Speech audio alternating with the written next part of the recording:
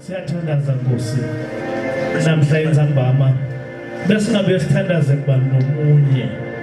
ngaphandle kwakho uNkulunkulu wethu lophakeme akusiyo nje i-social society ukuthi sihlangene nje ngoba sifuna ukusocialize kepha Nkosi sihlanganiswe nguwe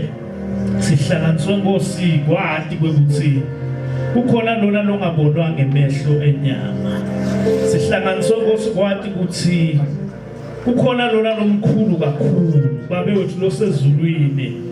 sihlanganiswe Nkosi kwekuthi kukhona nami lokwathi kwenta tonke izinto atende kahle kungakho Nkosi silapha namhla entsambama egameni la Jesu Kristu waseNazaretha bese sikwentile konke imini yonke yabayinze kepha Nkosi sithi namhla side lapha athi umhlabeleli sikhothama kuwe athi lo munye siphakamisa tandla tethu sithi ungcwele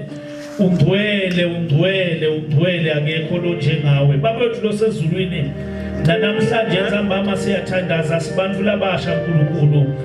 kunenkosi besingakwenda kunenkosi lapho besingagcuma khona sebake basibalela nabosondelana kodwa uNkulunkulu wethu loyingcwele namhlanje sikhetha nje kuyogcuma phambi kwaNkulunkulu ebukhoneni basimakathe egameni la Jesu kunenglapho besingajabulisa khona